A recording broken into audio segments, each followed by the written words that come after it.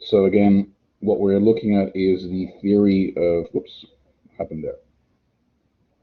There we go. The theory of aggregate demand and supply, which is a theory that relates our two favorite macroeconomic aggregates, real GDP and inflation, in a similar way to the way in micro we relate prices and quantities of particular goods. Okay? And on Monday, we spent the whole time talking about the first half of this whole thing, which was aggregate demand. We discussed two things. One was, what was the relationship between the total amount of GDP demanded and inflation? And we concluded that the relationship was negative. In other words, the aggregate demand curve slopes down. How so? The reason was because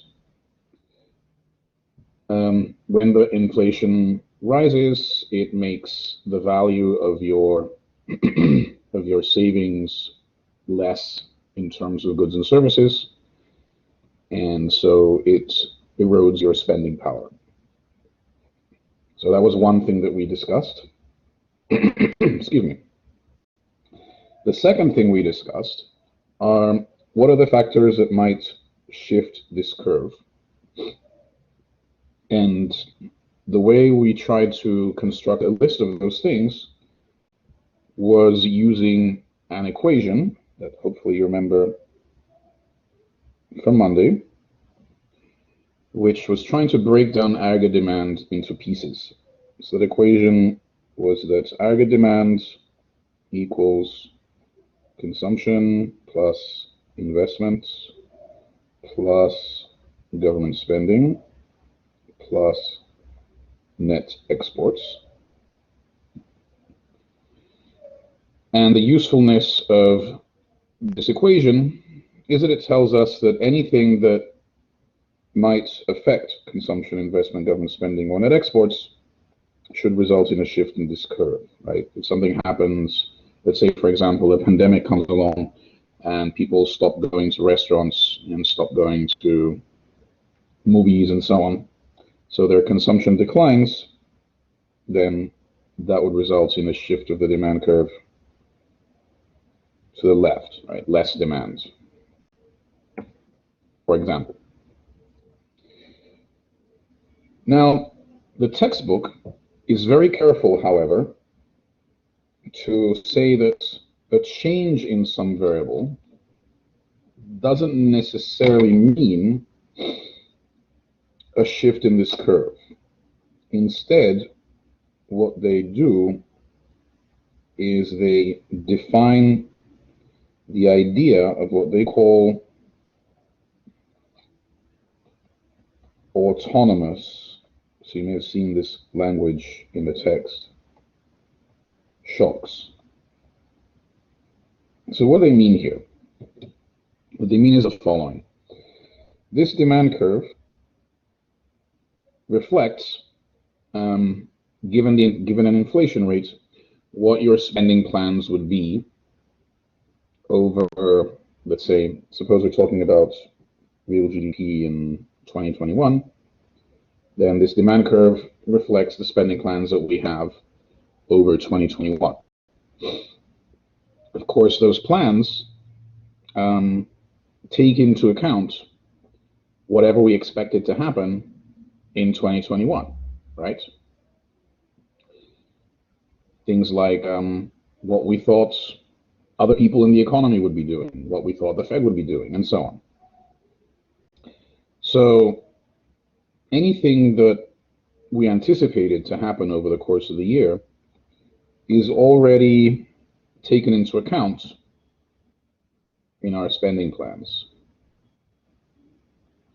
The only things that would be able to shift this curve are things that we didn't take into account in advance. So another way to think about this is unexpected shocks. So the things that shift the demand curve, strictly speaking, should be, again, things that we didn't take into account, which means that they must have been a surprise. And if I'd written this textbook, I would have called them unexpected shocks, but I didn't. Frederick Mishkin did, and he uses the word autonomous shocks. So keep that in mind when you see the word in the text or in homework assignments. You can kind of equate autonomous shocks with unexpected. What it strictly speaking means is unexpected at the time when your spending plans were made. Okay? Great. So specifically, these are unexpected shocks to whatever it is that are the determinants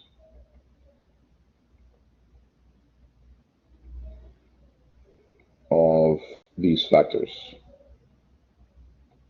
consumption, investments, government spending, net exports.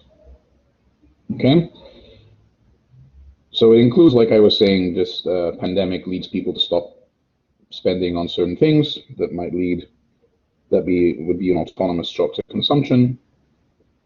But remember from last class, in the background, there are these other things that are determinants of consumption, investment, and so on, like consumption is affected by taxes, transfers, and interest rates. Investment too should be affected by taxes, transfers, and interest rates. And I also mentioned both of them might be sensitive to expectations of future profits or future income. Government spending, well, government spending is determined by the government, so we don't analyze that. We just take it as given. And of course, there might be surprise changes in government spending. And net exports might change by surprise. For example, what if, let's say, the European Union goes into recession, so they're unable to afford as much goods from that they might have imported from the United States, which means exports decline. Or it might be, let's say, the European currency becomes cheaper, so people start to, so it becomes worth importing goods from Europe instead of buying local goods. So we're importing more, so the exports decline. All of those things could be autonomous shocks and would result in the demand curve shifting one way or the other. Okay? Any questions or comments about demand? So that is a quick review of what we talked about on Monday. All right. If not,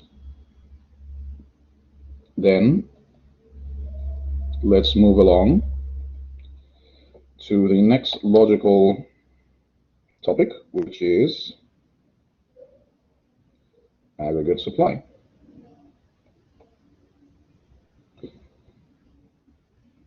So now we have to think about what might be the things that affect the relationship between the quantity produced and the inflation rates.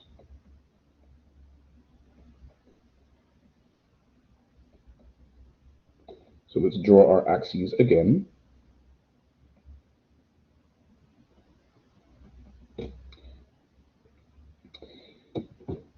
And think about what we're trying to do here. So aggregate supply is real GDP produced. So we're going to understand how inflation affects how much is produced. We need to think about who is doing the producing and what their objective is. Then, and only then, we'll be able to figure out what is it, how is it that inflation changes how much they want to make. So to do that, it will be convenient to actually put on our micro hats and remember what it was that we studied back when we took micro for the first time. To ask ourselves this question: when you're in micro, what was the goal, the aim, the objective of suppliers or producers? Sure, they were trying to produce some good. They were hiring some inputs to produce some good and sell it on the market. But what was their ultimate objective in doing so? Maximize profits, exactly. So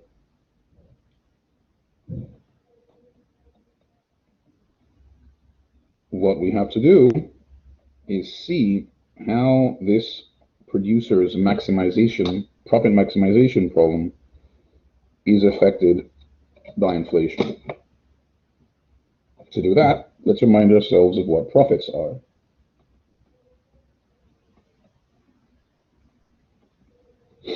Well, as discussed, you're selling a good and that generates cash inflows. We generally refer to that as revenue. But of course, profits aren't revenue, because in order to produce any particular good, you have to have bought some kinds of inputs, whether it was hiring workers to do some work, or whether it was buying intermediate goods to put together. We're going to put those expenditures on the inputs and give them the name costs. So profits are your revenue minus your costs. Let's go a little further. What is revenue?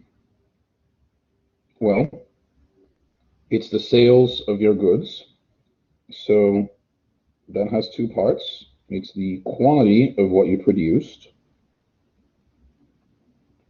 times the price of what you produced. This is the first time we're seeing prices here. And of course, inflation is the growth rate of prices. So that's why this breakdown is going to be useful. Now we see where prices show up in the firm's maximization problem. What about costs? Actually, similarly, the costs are just what you spent on whatever inputs you used. So it's also the quantity of inputs times whatever price the inputs had.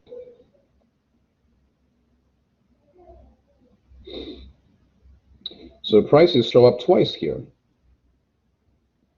They show up on this side, they show up on this side, in both the revenue and the costs. So next, let's do a thought experiment and say, okay, what happens if prices double? If prices double, so that would be a very high inflation rate, for any level of output, this side would double, and for any input, this side would double, right? Now, an increase in prices on this end, if it were alone, what would it do? Well, it would be a greater reward for production.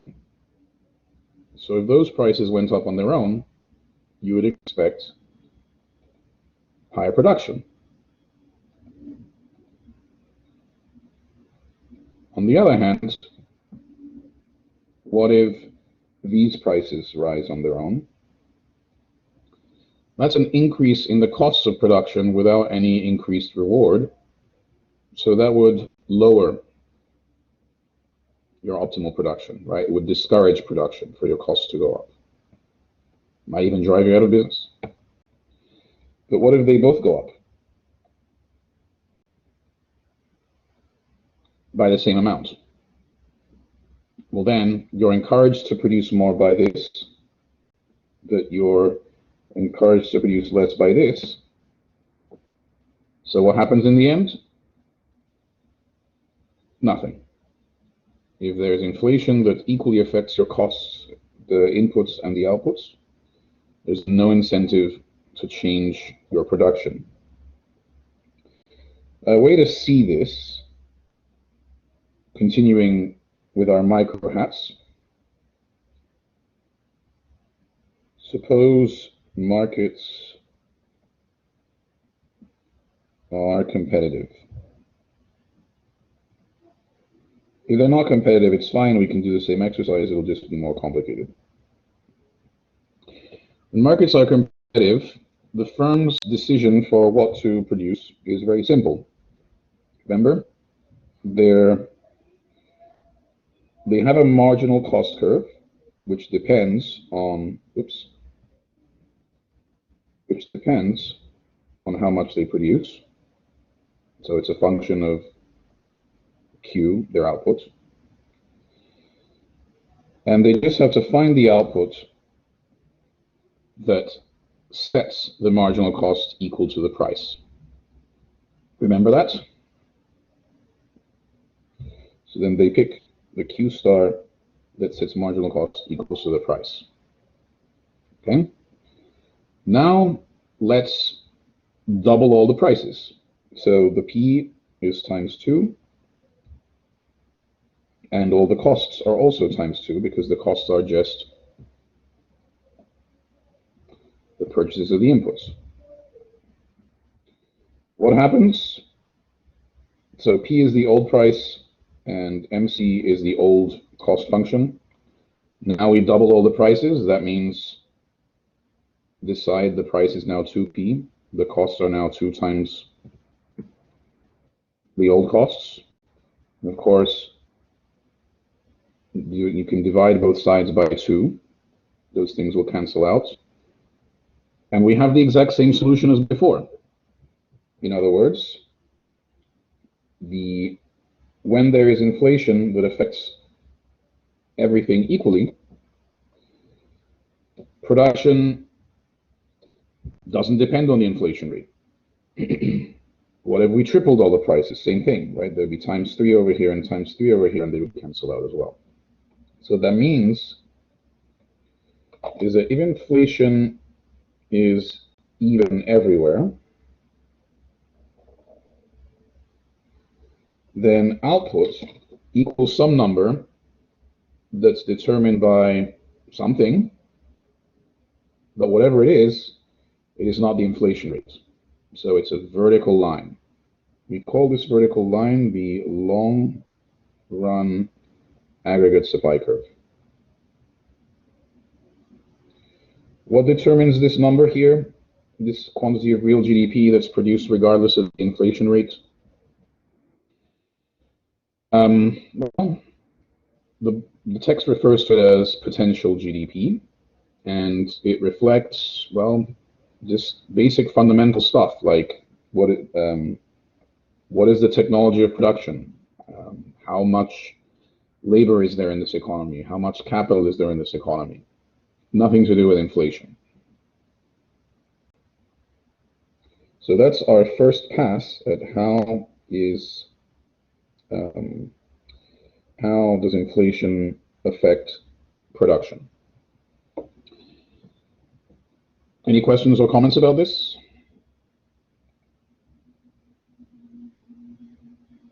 Okay. Now, before we move on, I said this is long-run aggregate supply curve, so intuitively you should forecast that I'm going to tell you about something that might be different in the short run, and I'm going to. But before I do that, I want to say that this is the theory that's in the textbook, right? But let's think about what this is really saying. It's saying that if your inflation rate is 2% or 3%, 5%, 500%, 5,000%, that it doesn't actually matter. And I'm going to argue that that's absurd, that can't be right. Right? Maybe there's not much difference in an inflation rate between 2 and 3%. But once inflation starts to get really high, it starts to interfere with the proper functioning of the economy. I think I may have mentioned to you that when I was growing up, at some point in Peru, the inflation rate one year was almost 8,000%. And that caused all sorts of chaos because you don't want to put your money, any money that you have is losing value terribly fast.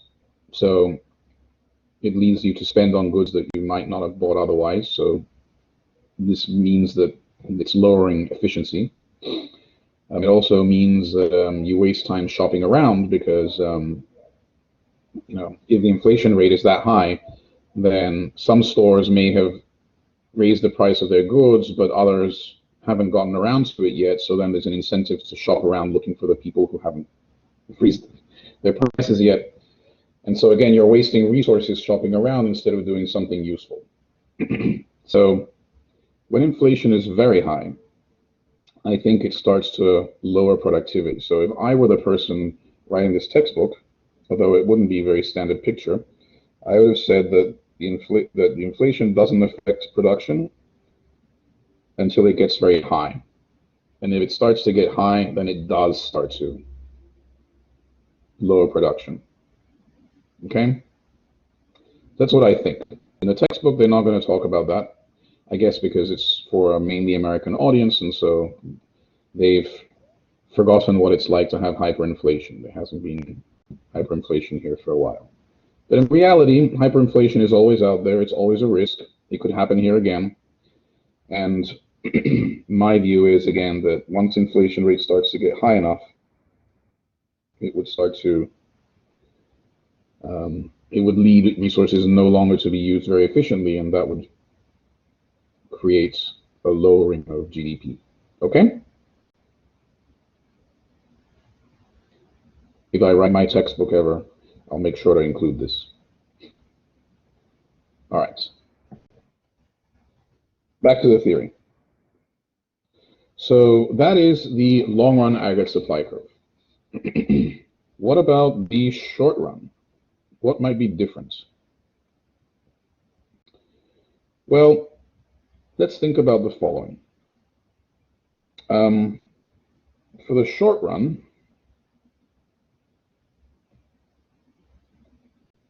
you're going to want to unpack this definition of profits a little more. What do I mean? Consider that in practice, what is the main cost of producing anything in the real world? What is the, or another way of putting it, what is the most important input?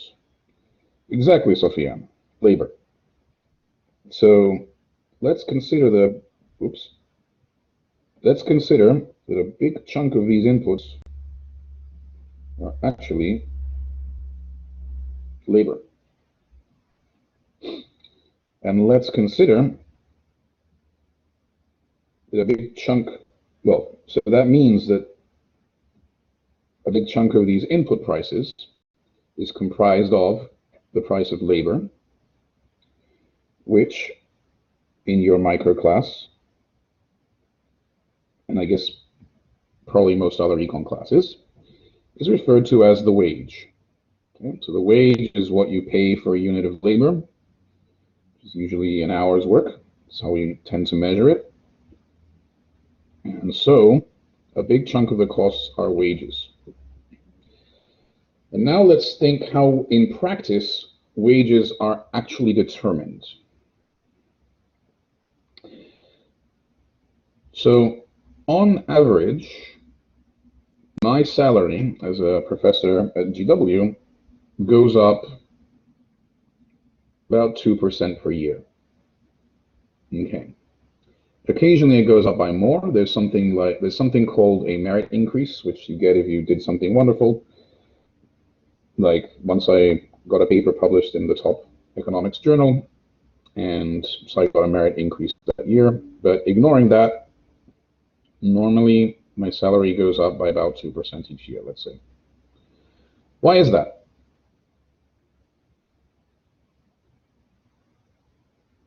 Or thinking about it another way. If my salary is going up by 2% each year, is my purchasing power, the amount of goods and services I can buy, actually going up? Exactly. It's not. All it's doing is keeping track of inflation, because, well, if they didn't, then I would say you're not paying me enough. You're paying me less and less each year. I'm gonna go try and get a job at George Mason instead. Right? So they have to compensate us for inflation, which they do. They know that. And, well, of course, when they determine how much they're going to pay me this year, do they know how much inflation there's going to be this year? Of course, they don't, right? There is some amount of inflation that they anticipate, let's say 2%, and so that means the wages are going up by 2%. Now, if the goods also go up by 2%, if the goods prices, then of course everything is in balance, right? What does that mean? It means that we should be here on the long run supply curve at the point where inflation equals expected inflation, right? So if we expect 2% inflation, the wages rise by 2%. If we were correct, and the prices also rise by 2%, then we must be on the long run curve. Make sense? All right. So in the textbook, expected inflation, remember inflation is referred to by the letter pi, so in the text, expected inflation is pi with a little e on it. Right? So if everything worked out as we expected, we should be here. Now, what if something unexpected happened? Let's say, for example, what if expected inflation was 2%, but for whatever reason, the actual inflation turned out to be 3%? Well, GW didn't know that was going to happen. They thought it would be 2%, so this goes up by 2%. But the price of the output has gone up by more, as represented by this fatter arrow. So now what's happened? We have inflation that turned out to be a bit higher than we expected. How would producers respond? They would observe the price of the inputs went up by 2%, the price of the outputs went up by 3%. So this is encouraging them to produce more. In other words, in the short run, if any inflation actually occurred that was different from what was expected, we would have an upward sloping relationship, which we're going to call the short run aggregate supply curve. And it's all there because wages only go up according to the rate of expected inflation. So any unexpected inflation that might occur for any reason is going to affect producers' incentives to produce. Higher inflation means they produce more, lower inflation means they produce less. All right? Any questions or comments about the shape of the supply curve?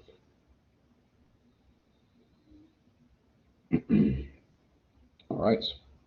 Then with demand, we had two things to worry about. One was what is the shape of the demand curve? The other is what factors shift the demand curve? Now we can do the same for the supply curve. So what are the things that might shift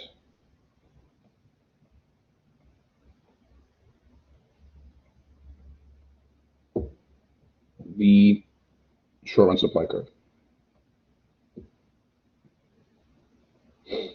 One is obvious and the other maybe less so. One thing that might shift the supply curve is the expected inflation rate. What if for some reason, we'll discuss what reasons there might be, what if for some reason we start to expect a higher inflation rate? Well then, let's say we expected 2% and that's where the supply curve came, but for whatever reason, based on some information, we conclude that actually inflation is going to be 3%. Well, then we would no longer be on the supply curve, right? It would be that the supply curve would be somewhere higher and it would cross the long run at a level that corresponds to the new expected inflation rate. Now, why would the expected inflation rate actually change? I think probably the most reasonable answer to that question is if you repeatedly observe that you were wrong. So like if you expected 2% inflation and then year after year you started getting different numbers. Right? That makes sense. If inflation suddenly, if you keep realizing that if you realize that your expectations are wrong, then you'll adjust them. Another possibility is if you just observe something happening, like you see the Fed tripling the money supply, then you might conclude, you know, I think that might cause inflation. So, but I think the leading reason would be just you observe that inflation is different, so you start to expect a different level of inflation. Okay? So one thing that might change the shift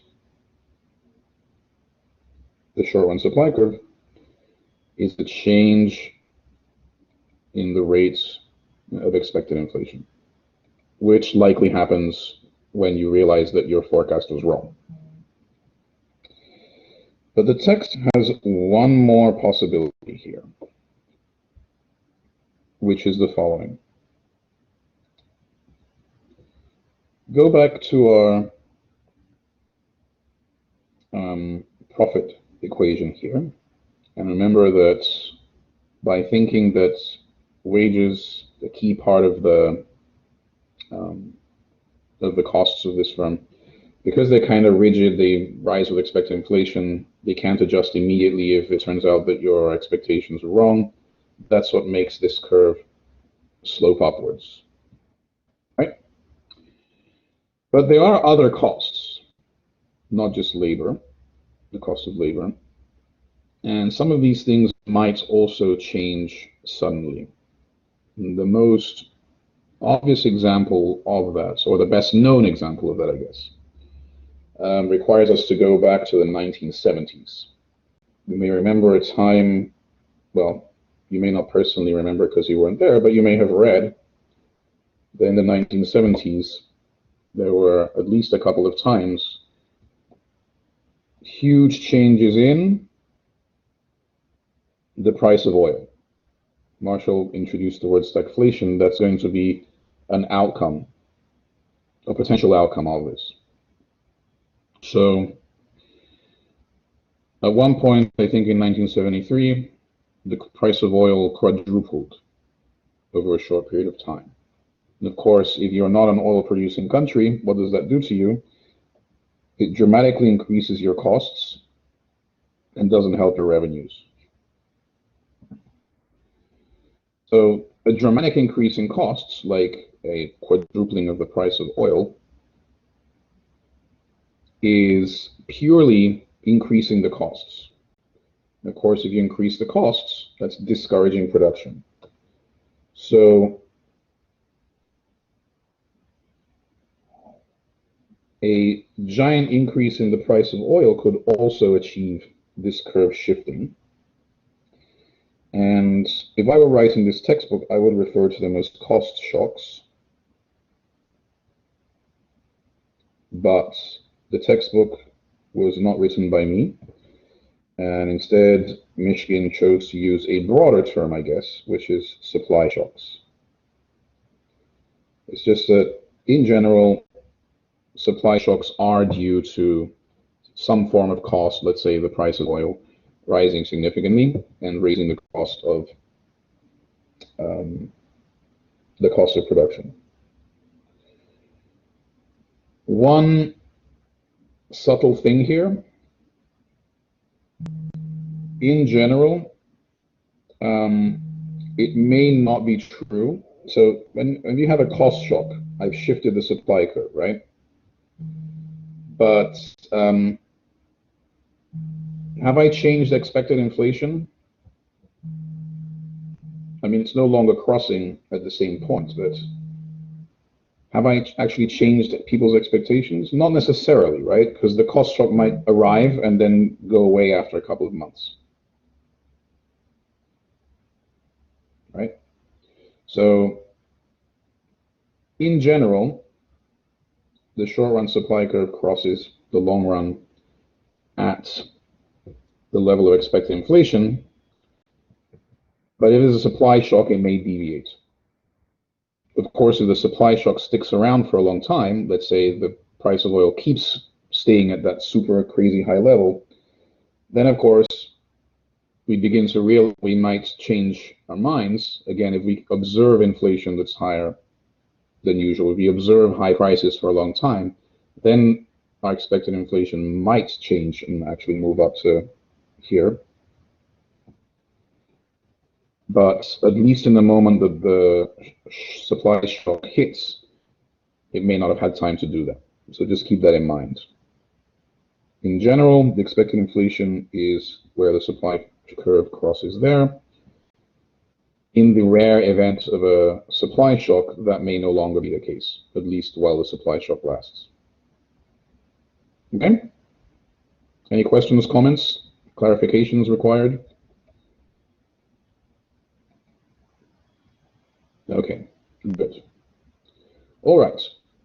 So we have our demand, and now we have our supply. What are we going to do with them? Well, now it's time to put them together. And just like with in micro, you put the demand and the supply together, and you say that prices and quantities are determined by the interaction of demand and supply, which we call market equilibrium. We're going to do something similar. We're going to say that the inflation rate and real GDP are both determined by the interaction of aggregate demand and supply, and that's going to give us what we're going to call macroeconomic equilibrium.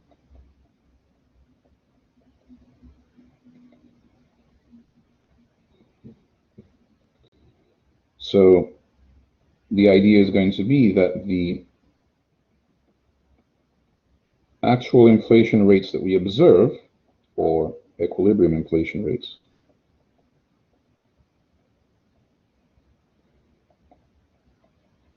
and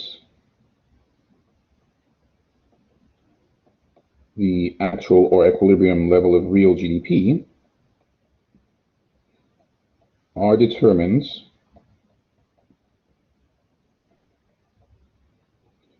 by the interaction of aggregate demand and,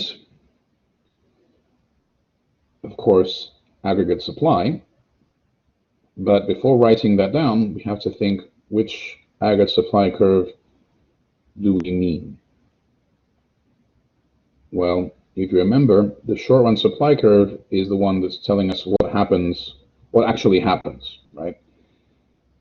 It's anchored on the long-run curve based on what your expected inflation was, but if there's any unexpected thing, you're going to end up somewhere else on the short-run curve. So it's the interaction between the aggregate demand and the short-run aggregate supply curve.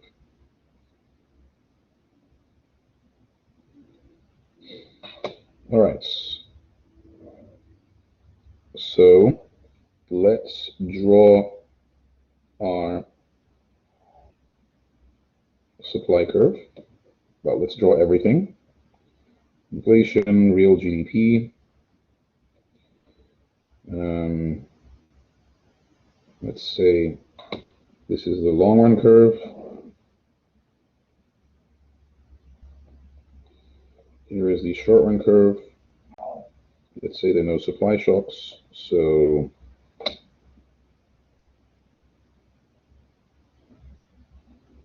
that means that this is the expected inflation rate. Let's say it's 2%.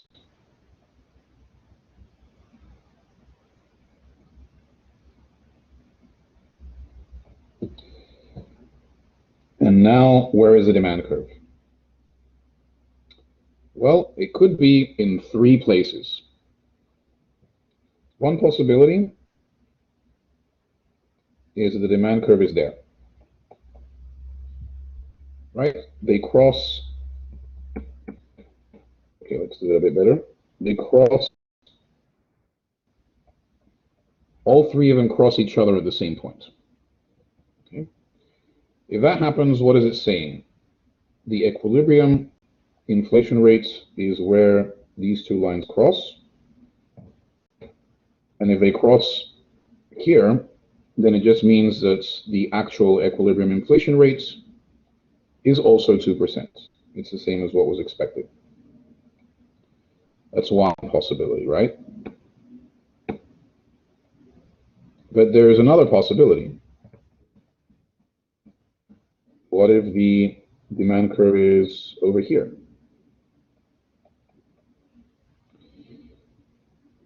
In that case, the actual equilibrium inflation rate, again, is where these 2 lines cross, so it would be there. And what we have is that the actual inflation rate is something larger than what was expected. And this much inflation was a surprise.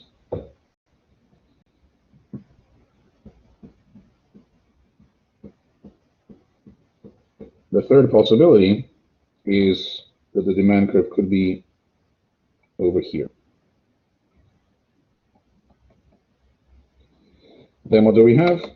We have that the actual inflation rate, again, is given by where the short run and the demand curve cross. So we have that inflation ends up being less than what we expected. We also see that we end up with a level of GDP that's below the long run. This would be a recession. So all 3 could happen. But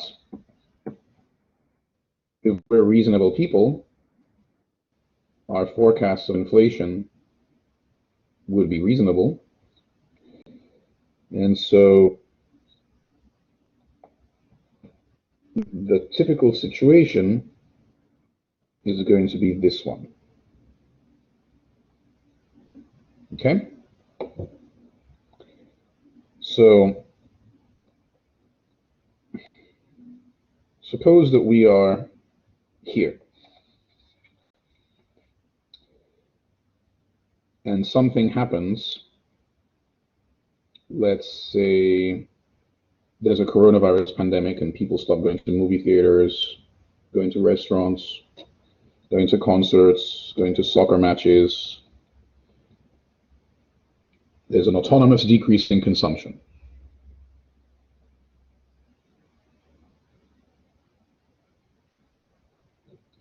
So now we're here in a coronavirus-induced recession. What will happen next? The answer is that 3 things could happen. 1, whatever it is that caused the autonomous decrease in consumption goes away, right? What if it was just a temporary surprise? Well, then it just moves back again. That's one possibility. Second possibility, the autonomous decrease in consumption hasn't gone away, but what if the Fed decides to act? The Fed isn't supposed to allow recessions to go unanswered, so what could it do to try and get us out of this recession? Try and stimulate spending by lowering interest rates. So the Fed tried to deal with this by lowering interest rates. What does that do? Well, again, it would try and push it back in that direction. Okay, so when there is this recession, the Fed it might end either because it was something short-lived or because the Fed acts, right? There is a third possibility. What if this autonomous decrease in consumption was something that doesn't go away? In other words, for a while, we're observing inflation coming in at below 2%. Well, if something is persisting for a while, we're going to learn, right? If we observe year after year that inflation is coming in at 1%, it would make no sense for us to expect 2% anymore. That means that the wages would no longer be rising at the rate of 2%, they would be rising more slowly, along with the price of everything else. Of course, if the wages are rising more slowly, that makes labor cheaper, encourages production, and the supply curve would move, and we would have some new lower expected inflation rates that fits all of this. Okay? So again, if there is this negative shock to demand, 3 things could happen. It could just go away if it happens to be something short-lived. If it isn't, the Fed could fight it, try and push the demand curve back. If they don't, then sooner or later, we'd get used to the new expectations. Our expectations would adapt, and the supply curve would shift.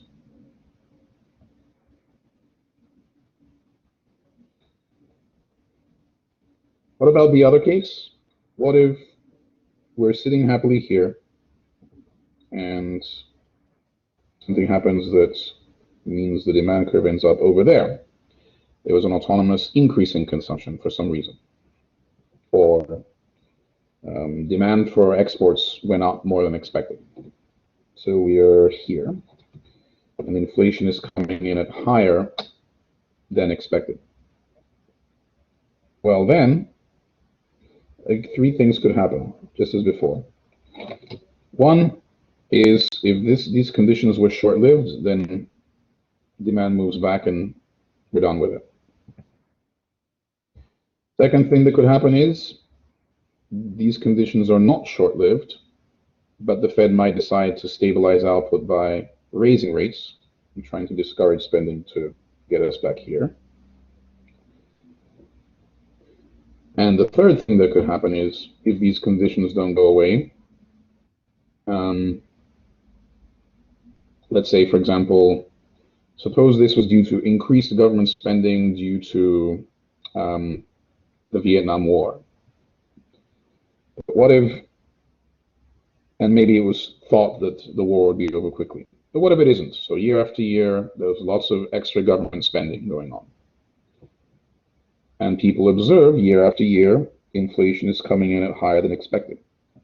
So what would we reasonably conclude? We reasonably conclude that this is wrong. We would reasonably conclude that we should expect inflation that's higher. Of course, if we expect higher inflation, that means 2% is no longer where this line crosses. It would be somewhere else, somewhere higher. So the third thing that could happen if the Fed doesn't do anything is that inflation could rise. Expected inflation could rise. And as discussed, according to Samaniego inflation theory, if inflation is high, then actually it does start to deteriorate the economic conditions. So either way, we have that the economy has a mechanism to try and always stay around here. Because if there may be shocks to the different curves here, but either they go away quickly, in which case expected inflation doesn't need to change and you end up back here, or if they are persistent, then eventually expected inflation changes and we return to the same picture, just that instead of expecting 2%, you might expect a different number now. Okay? And also this is useful because in both cases, remember, the Fed has reasons to act. In this case, the Fed doesn't like recessions, right? We have GDP below potential. So it would like to cut interest rates to push us back here. In this case, you might say, oh, there's more GDP than usual. What's the problem? Right? We're here. Well, the problem is if the Fed doesn't do anything, then people's expectations might change and we're stuck with permanently higher inflation because expected inflation rose. So either way, the Fed has reasons to want to act. Okay? So, as the point to sum that up, the actual equilibrium inflation rate and real GDP, may or may not equal what was expected.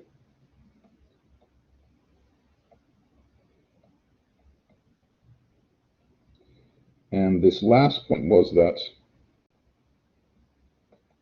the Fed tries to offset any large changes to the aggregate demands. In one case, because they're fighting recessions. In the other case, because they don't want our expected inflation to start rising, because if inflation is too high, it does actually start to affect output. Okay? Any questions or comments about this? And Marshall mentioned the word stagflation.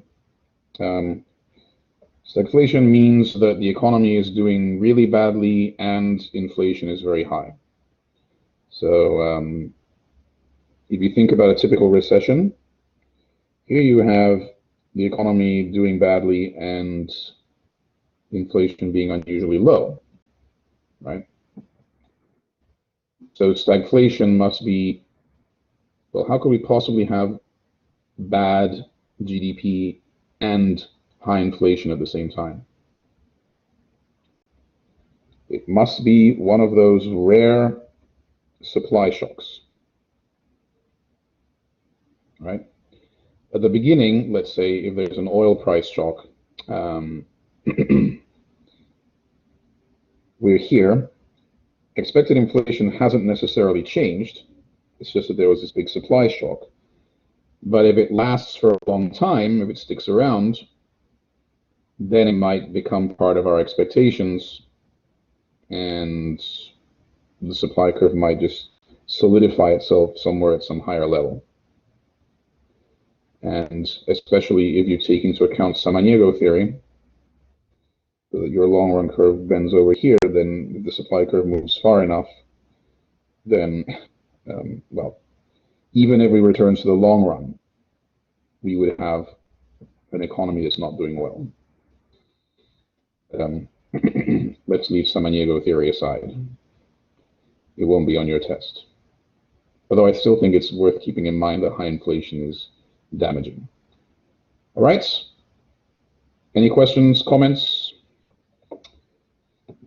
If not, then I guess it's that time of the day when we do our exit quiz.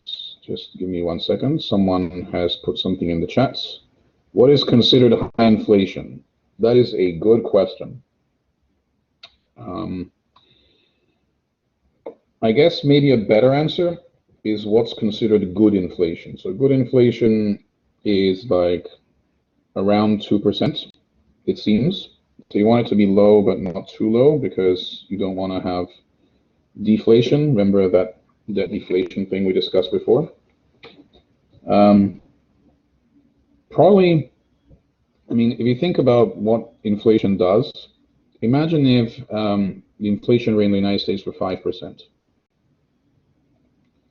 You would notice, right? You would notice if 5% of the cash in your bank, of the cash in your checking account were removed. So even something like 5 is probably high enough to start causing problems. And in the 70s, inflation reached, I think, maybe 14%, maybe, well, 10-ish at least. So again, high enough to cause problems to people, especially poor people. Consider that I think it's about 20% of the US population does not have a bank account of any kind, so they live on cash. Now imagine 8,000%. Let's go. 3, 2, 1. An autonomous change is a change that is what? Automatic, part of what was expected, not part of what was expected, or created by the Fed. Not part of what was expected. Correct. All right, next. Question 2. In theory, in the long run, aggregate supply is what? Affected by inflation, sorry, highly sensitive to inflation, not affected by inflation, affected by low inflation, or not affected by high inflation. In theory. In theory, it's not affected by inflation. But is it true or false that Professor Samaniego thinks the long run aggregate supply should be vertical?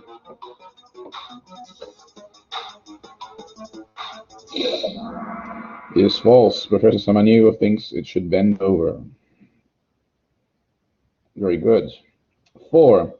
The short run aggregate supply curve slopes upwards because when inflation is unexpected, wages adjust slowly, wages adjust quickly, the Fed acts slowly, or the Fed acts quickly.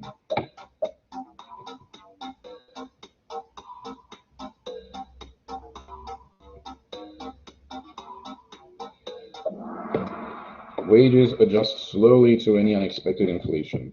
Very good. Next. What is an example of a negative cost or supply shock? The copper price drops, the oil price rises, government spending drops, or discount rate drops.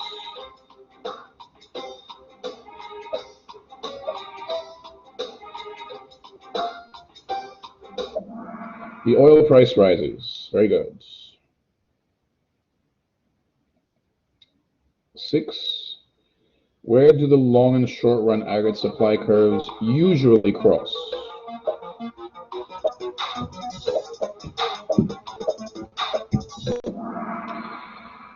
Excellent. Everyone got that one? Good to see. True or false? The supply shock always leads expected inflation to increase.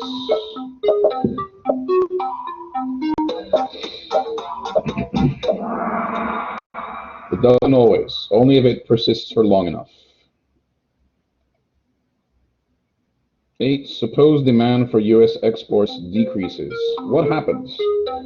Does the demand curve shift left or right, or is it the supply curve, the short run supply curve, that shifts left or right?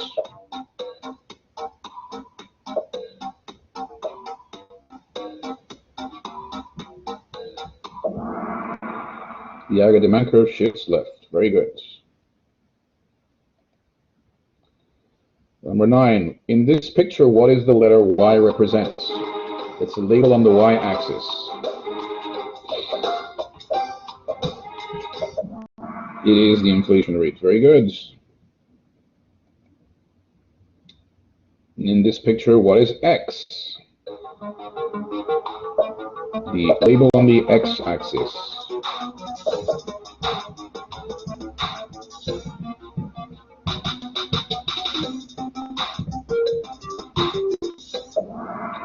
It is real GDP. That's right. 11. In this picture, what is the label for A? A is this vertical line.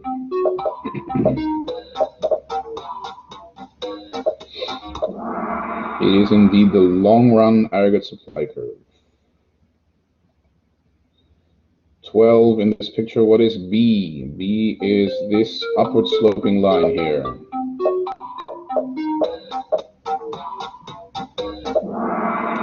It is the short-run aggregate supply curve.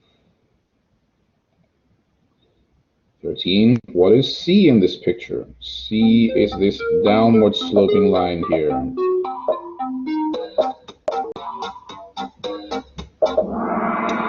It is the aggregate demand curve. That's right. 14. In this picture, what is D? D is this number here. It is the expected inflation rates. Very good. In general. 15. A pandemic leads to an unexpected decline in consumption. As a result, what happens?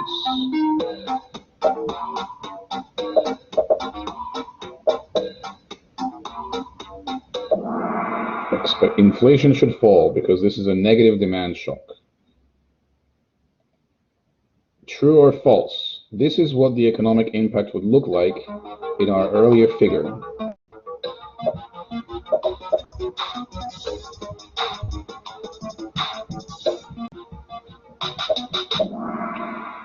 Excellent.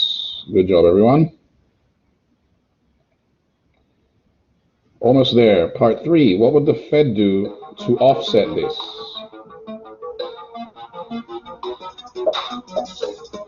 Lower the Fed funds rates, lower the money supply, lower the monetary base, or lower reserves.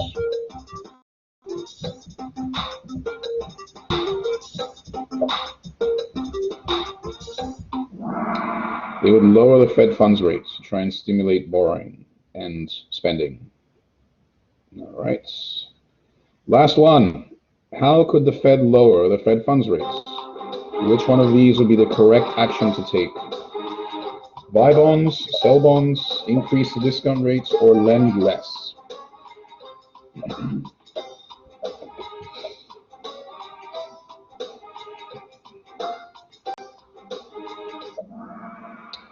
Buy bonds. Exactly. Let's see how we did.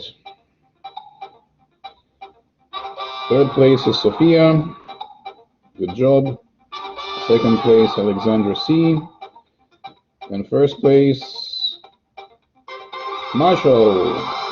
All right, good job, Marshall. So, what shall I do with Snapchat today, Marshall? I did it on Monday, so I'll let my colleague take it today. All right, who is second? Alexandra? Is there a bird filter? Bird. Let's see. I mean, there are, but let me see what I can, let's see what this does. This is an ostrich filter. Does this work? Yes, that works. Thank you. Okay, great. Well, thanks everyone. I hope that was useful. I'll post the Kahoot later if you want to practice a bit more. Until then, thank you. Take care, have a good weekend, and see you next week.